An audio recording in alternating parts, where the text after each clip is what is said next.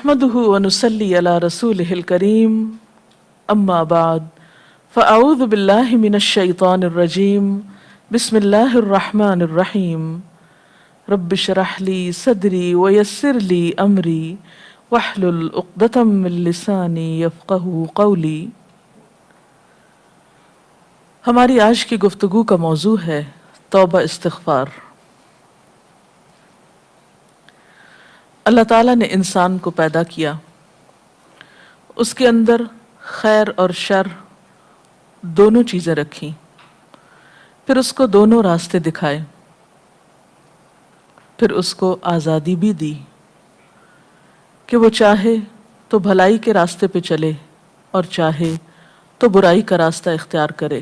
انسان کو اللہ تعالیٰ نے جس راستے کے لیے پسند کیا وہ خیر و بھلائی کا راستہ ہے، اور اس راستے پہ چلانے کے لیے ہر دور میں پیغمبر بھیجے۔ سب سے پہلے انسان حضرت آدم علیہ السلام ایک پیغمبر بھی تھے۔ جب وہ دنیا میں بھیجے جا رہے تھے تو اس وقت اللہ تعالیٰ نے فرمایا فَإِمَّا يَأْتِيَنَّكُم مِّنِّي هُدًى فَمَن تَبِعَ هُدَايَ فَلَا خَوْفٌ عَلَيْهِمْ وَلَا هُمْ يَحْزَنُونَ، کہ اگر میری طرف سے تمہارے پاس کوئی ہدایت آئے تو جو میری ہدایت کی پیروی کرے گا اس کے لیے نہ خوف ہوگا نہ غم ہوگا۔ تو گویا خوف اور غم کے علاج کے لیے انسان کو جو نسخہ بتایا گیا وہ اللہ تعالیٰ کی طرف سے آئی ہوئی ہدایت کی پیروی کرنا، یا دوسرے لفظوں میں زندگی گزارنے کا وہ طریقہ اختیار کرنا جو اللہ تعالیٰ کی مرضی کے مطابق ہو۔ لیکن انسان اس کے لیے اس دنیا میں آنے کے بعد بہت سی آزمائشیں بھی ہیں۔ انسان کے ساتھ اس کا نفس بھی ہے، شیطان بھی ہے، پھر بسا اوقات انسان کا ماحول بھی ایسا ہوتا ہے کہ جس کے دباؤ میں آ کر انسان اللہ تعالیٰ کا راستہ چھوڑ کر یا اس کی مرضی اور رضا کا راستہ چھوڑ کر اللہ تعالیٰ کی نافرمانی کا راستہ اختیار کر لیتا ہے۔ ایسا کرنا اس کے لیے نہ دنیا میں فائدے کا باعث ہوتا ہے اور نہ ہی آخرت میں۔ انسان جب اللہ کی نافرمانی کرتا ہے، گناہ کرتا ہے، تو ہمیشہ پریشانی، احساس ندامت اور غم کا شکار ہوتا ہے، یعنی نتیجتاً دکھ اور پریشانی اس کا مقدر ہوتی ہے۔ ایسے میں انسان کیا کرے؟ انسان چونکہ فرشتہ نہیں، اس لیے یہ ممکن نہیں کہ اس سے کوئی غلطی نہ ہو۔ غلطی تو ہوگی کیونکہ انسان ہے، بھول چوک بھی ہے، خواہشات نفس بھی ہیں، تو یہ ہو نہیں سکتا کہ اس سے غلطی نہ ہو۔ اور انسان شیطان بھی نہیں کہ اس سے کوئی اچھائی نہ ہو اور صرف برائی ہی کرے، نہیں، انسان ان دونوں کے بیچ کی چیز ہے۔ اب سوال یہ پیدا ہوتا ہے کہ اگر انسان سے انسان ہونے کے ناطے غلطی ہو جائے، خطا ہو جائے، بھول چوک ہو جائے، وہ اللہ کی نافرمانی کا کام کر بیٹھے، تو پھر اس کے بعد کیا کرے؟ دو طریقے ہو سکتے ہیں۔ ایک تو یہ کہ وہ مایوس ہو جائے، گناہ پر اصرار کرتا چلا جائے اور بالآخر ہلاکت کا شکار ہو، اور دوسرا راستہ اور دوسرا طریقہ پلٹنے کا راستہ ہے، توبہ کا راستہ ہے، بھولنے کے بعد واپس لوٹنے کا راستہ ہے، اور یہی راستہ اس کے لیے پسندیدہ راستہ ہے۔ قرآن پاک میں اللہ سبحانہ وتعالیٰ فرماتا ہے وَالَّذِينَ إِذَا فَعَلُوا فَاحِشَةً أَوْ ظَلَمُوا أَنفُسَهُمْ ذَكَرُوا اللَّهَ فَاسْتَغْفَرُوا لِذُنُوبِهِمْ وَمَن يَغْفِرُ الذُّنُوبَ إِلَّا اللَّهُ وَلَمْ يُصِرُّوا عَلَى مَا فَعَلُوا وَهُمْ يَعْلَمُونَ۔ اور اگر کبھی ان سے کوئی فحش کام سرزد ہو جاتا ہے یا وہ اپنے اوپر زیادتی کر بیٹھتے ہیں تو انہیں خدا یاد آ جاتا ہے اور وہ اس سے اپنے گناہوں کی معافی مانگ لیتے ہیں، اور خدا کے سوا اور کون ہے جو گناہوں کو معاف کر سکتا ہو، اور وہ جانتے بوجھتے اپنے کیے پہ ہرگز اصرار نہیں کرتے۔ یعنی گناہ کرنے کے بعد ان کے اندر جب احساس ندامت اٹھتا ہے وہ اللہ تعالیٰ کی طرف متوجہ ہو کے معافی مانگنے لگتے ہیں اور گناہ چھوڑ دیتے ہیں، اس پر اصرار نہیں کرتے۔ ایسے ہی لوگ اللہ تعالیٰ کے پسندیدہ لوگ ہوتے ہیں۔ ایک اور مقام پر آتا ہے ان الذین اتقوا اذا مسهم طائف من الشیطان تذکروا فاذا هم مبصرون، کہ فی الواقع جو لوگ اللہ سے ڈرنے والے ہیں، متقی ہیں، ان کا حال یہ ہوتا ہے کہ کبھی شیطان کے اثر سے کوئی برا خیال انہیں چھو بھی جائے، یعنی برا خیال بھی آئے، گناہ کا ارادہ بھی ہو، تو فوراً چوکنے ہو جاتے ہیں، یعنی تقویٰ کی برکت سے وہ ہوشیار ہو جاتے ہیں اور پھر انہیں صاف نظر آنے لگتا ہے کہ درست راستہ کیا ہے۔ نبی صلی اللہ علیہ وسلم نے فرمایا سارے کے سارے انسان خطا کار ہیں اور بہترین خطا کار وہ ہیں جو بہت زیادہ توبہ کرنے والے ہیں۔ تو توبہ کرنا بندے کے حق میں ایک پسندیدہ عمل ہے۔ قرآن پاک میں اللہ تعالیٰ اپنے پیارے بندوں کی ایک خاص خوبی کا ذکر کرتے ہیں کہ وَبِالْأَسْحَارِ هُمْ يَسْتَغْفِرُونَ، کہ سحری کے وقت وہ استغفار کرتے ہیں، معافی مانگتے ہیں۔ پیغمبروں کے ذریعے بھی بارہا انسانوں کو یہی سبق سکھایا گیا کہ وَاسْتَغْفِرُوا رَبَّكُمْ ثُمَّ تُوبُوا إِلَيْهِ، اپنے رب سے بخشش طلب کرو پھر اس کی طرف لوٹ جاؤ، واپسی کا راستہ اختیار کرو۔ ان ربی رحیم ودود، بے شک میرا رب بہت رحم فرمانے والا، بہت محبت کرنے والا ہے۔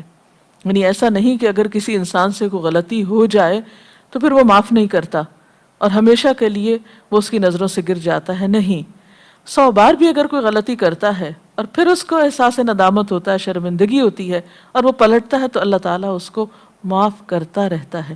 ایک حدیث میں آتا ہے ان اللہ یقبل توبۃ العبد ما لم یغرغر، اللہ بندے کی توبہ اس وقت تک قبول کرتا ہے جب تک کہ وہ آخری دموں پہ نہ ہو یا اس کی سانس نہ اکھڑ جائے، یعنی مرتے دم تک توبہ قبول ہوتی رہتی ہے۔ ہاں یہ الگ بات ہے کہ ایک انسان جب فوت ہو جاتا ہے اور وہ شرک کی حالت میں ہوتا ہے یا کفر کی حالت میں ہوتا ہے یا کسی کبیرہ گناہ کے ارتکاب کی حالت میں ہوتا ہے اور توبہ کیے بغیر مر جاتا ہے، تو مرنے کے بعد جب سزا سامنے آ جاتی ہے، اللہ تعالیٰ کی ناراضگی اور غصہ سامنے آ جاتا ہے، تو پھر توبہ کا موقع نہیں رہتا۔ اس لیے ہمیں کبھی بھی اللہ تعالیٰ کی رحمت سے نا امید نہیں ہونا چاہیے، گناہ کتنا بھی بڑا ہو جائے، غلطی کتنی بھی بڑی ہو، لیکن کبھی مایوسی پاس نہ پٹکنے پائے۔ قرآن پاک میں اللہ تعالیٰ فرماتے ہیں یا عبادی الذین اسرفوا علی انفسہم لا تقنطوا من رحمت اللہ ان اللہ یغفر الذنوب جمیعا انہ هو الغفور الرحیم، اے میرے وہ بندو جو اپنی جانوں پر زیادتی کر بیٹھے ہو، اللہ کی رحمت سے ہرگز مایوس نہ ہونا، یقیناً وہ تمہارے سارے کے سارے گناہ معاف فرما دے گا، وہ بہت ہی معاف فرمانے والا اور بڑا ہی مہربان ہے۔ اور تم اپنے رب کی طرف رجوع کرو اور اس کی فرما برداری بجا لاؤ، وَأَنِيبُوا إِلَىٰ رَبِّكُمْ وَأَسْلِمُوا لَهُ مِن قَبْلِ أَن يَأْتِيَكُمُ الْعَذَابُ ثُمَّ لَا تُنصَرُونَ، اس سے پہلے کہ تم پر وہ عذاب آ جائے کہ پھر تم کہیں سے بھی مدد نہ پا سکو، یعنی آخرت میں جب سزا سامنے آ جائے گی تو کوئی بھی شخص کتنی بھی توبہ کرے، کتنا بھی روئے دھوئے، پھر معافی نہیں ہو سکتی۔ ہاں جب تک وہ زندہ ہے کتنا بھی بڑا قصور ہے اس کی معافی ہو سکتی ہے۔ ہاں اس کا یہ مطلب نہیں کہ انسان جان بوجھ کر غلطی کرنا شروع کر دے کہ معافی تو ہو ہی جائے گی اس لیے جو چاہے میں کروں، کیا معلوم کہ پھر اس کے بعد، اس غلطی کے بعد توبہ کا موقع ملتا ہے یا نہیں، تو جان بوجھ کر غلطی نہیں کرنی چاہیے۔ اس سلسلے میں ہم دیکھتے ہیں حضرت یوسف علیہ السلام کے ساتھ جو کچھ ہوا، ان کے بھائیوں نے انہیں اندھے کنویں میں دھکیلا اور ان پر چوری کا الزام لگایا اور بہت زیادہ زیادتی کی، لیکن اتنے بڑے قصور کے بعد جب ان کو احساس ہوتا ہے کہ ہم غلط تھے تو وہ فوراً اپنے رب کے حضور معافی مانگتے ہیں اور اپنے والد سے بھی درخواست کرتے ہیں کہ آپ بھی اللہ تعالیٰ سے ہمارے لیے معافی کی درخواست کیجئے، یا ابا نستغفر لنا ذنوبنا انا کننا خاطئین، اے ابا جان ہمارے گناہوں کی بخشش کے لیے دعا کیجئے، واقعی ہم بڑے خطا کار تھے۔ اب یہ کوئی چھوٹا جرم نہیں تھا کہ ایک معصوم بچے کو بغیر کسی جرم کے کنویں میں پھینکا گیا اور اس پر چوری کا الزام بعد میں لگایا گیا، لیکن جب احساس ہوا تو پھر توبہ کر لی۔ تو ان کے والد نے بھی ان کے لیے پھر کیا کہا تھا؟ قال سوف استغفر لکم ربی، کہ میں جلد ہی تمہارے لیے استغفار کروں گا، انہ هو الغفور الرحیم، بے شک وہ بخشش فرمانے والا مہربان ہے، یعنی وہ ضرور معاف کر دے گا۔ اور پھر ایک گناہ ہو یا زیادہ ہو، چھوٹا گناہ ہو یا بڑا گناہ ہو، توبہ کرنے میں دیر نہیں لگانی چاہیے، اور کبھی مایوس ہو کر کہ میرے تو گناہ معاف ہو نہیں سکتے، توبہ میں تاخیر نہیں کرنی چاہیے۔ اس سلسلے میں ہمیں احادیث کی صحیح کتابوں میں ایک واقعہ ملتا ہے، نبی صلی اللہ علیہ وسلم نے پچھلی اقوام کا ایک صحیح واقعہ اپنے صحابہ کرام کو سنایا کہ ایک شخص تھا جس نے 99 قتل کیے تھے، 99۔ تو اتنے قتل کرنے کے بعد اس کے دل میں خیال آیا کہ مجھے اپنے گناہ کی معافی مانگ لینی چاہیے۔ تو وہ کسی عابد و زاہد شخص کے پاس گیا اور اس سے پوچھا کہ کیا میری معافی ہو سکتی ہے؟ تو اس نے کہا کہ تم نے تو اتنے جرم کیے ہیں، تمہاری معافی نہیں ہو سکتی۔ اس نے اس کو بھی قتل کر دیا، اور یوں پورے 100 کا قاتل ہو گیا، یعنی 100 لوگوں کا قاتل ہو گیا۔ لیکن اب اس کا ضمیر چونکہ بے چین کر رہا تھا، اس کے اندر ایک احساس ندامت جاگ اٹھا تھا جو اسے کسی پل چین نہیں لینے دے رہا تھا، تو وہ چین سے بیٹھا نہیں، پھر چل دیا، کسی اور کے پاس پہنچا اور اس سے پوچھا کہ کیا میری معافی ہو سکتی ہے؟ تو اس نے کہا ہاں، اللہ تعالیٰ سارے گناہ معاف کر سکتا ہے، بشرط یہ کہ تم سچے دل سے توبہ کر لو اور آئندہ اس غلطی کا ارتکاب نہ کرو، اور اس کے لیے ضروری یہ ہے کہ تم جس ماحول میں رہتے ہو اس کو چھوڑ دو۔ بہرحال اس شخص نے وہ سفر اختیار کیا، ابھی وہ اپنی منزل تک پہنچا نہیں تھا کہ راستے میں ہی اس کی جان لینے کے لیے فرشتے آ گئے۔ اب دونوں طرح کے فرشتے حاضر ہوئے، وہ بھی جو نیک لوگوں کی روح لیتے ہیں اور وہ بھی جو برے لوگوں کی، وہ آپس میں جھگڑنے لگے۔ بہرحال فیصلہ یہ ہوا کہ زمین کو ناپ لیا جائے، اگر اس کے منزل تک پہنچنے میں فاصلہ کم رہتا ہے تو پھر نیکی کے فرشتے اس کی روح نکالیں۔ بہرحال پتہ یہ چلا جب زمین ناپی گئی کہ صرف ایک بالش کا فرق تھا، وہ فاصلہ کم تھا جہاں تک اس کو جانا تھا، یعنی نیک لوگوں کی مجلس میں۔ تو اس کو اللہ تعالیٰ نے نیکی کے فرشتوں کو حکم دیا کہ وہ اس شخص کی روح نکالیں، اور اس طرح اس کا انجام ایک بہترین انجام ہوا توبہ کرنے کی بنا پر۔ تو اس سے یہ بات پتہ چلتی ہے کہ انسان خواہ کتنا بھی بڑا مجرم ہو، اسے کبھی مایوس نہیں ہونا چاہیے۔ اس کے رب کی رحمت ہر چیز پر چھائی ہوئی ہے، وہ ہر گناہ معاف کر سکتا ہے، وہ بڑے سے بڑا گناہ معاف کر سکتا ہے، بس شرط یہ ہے کہ انسان گناہوں کا اقرار کرے اور معافی مانگے اور رب کی طرف رجوع کرے۔ سورۃ شورى میں آتا ہے وَهُوَ الَّذِي يَقْبَلُ التَّوْبَةَ عَنْ عِبَادِهِ وَيَعْفُو عَنِ السَّيِّئَاتِ وَيَعْلَمُ مَا تَفْعَلُونَ، وہی ہے جو اپنے بندوں کی توبہ قبول کرتا ہے اور ان کی خطاؤں کو معاف فرماتا ہے، اور وہ سب کچھ جانتا ہے جو تم کرتے ہو۔ اور یہ ایک حقیقت ہے کہ اللہ کے سوا کوئی اور ہے نہیں جو انسان کو معاف کر سکے۔ نبی صلی اللہ علیہ وسلم نے بھی فرمایا، لوگو خدا سے اپنے گناہوں کی معافی چاہو، اس کی طرف پلٹ آؤ، مجھے دیکھو میں دن میں 100 بار خدا سے مغفرت کی دعا کرتا ہوں۔ حالانکہ آپ سب جانتے ہیں کہ نبی صلی اللہ علیہ وسلم معصوم تھے، گناہوں سے پاک تھے، لیکن جب ان سے پوچھا گیا کہ آپ اس کثرت کے ساتھ استغفار کیوں پڑھتے ہیں، تو آپ نے فرمایا کہ افلا اکون عبدا شکورا، کیا میں اللہ کا شکر گزار بندہ نہ بنوں؟ کیونکہ اگر انسان سارا وقت اللہ کی نعمتوں پر شکر ادا کرتا رہے تو بھی حق ادا نہیں ہو سکتا، تو اس وجہ سے آپ کثرت کے ساتھ استغفار کیا کرتے تھے۔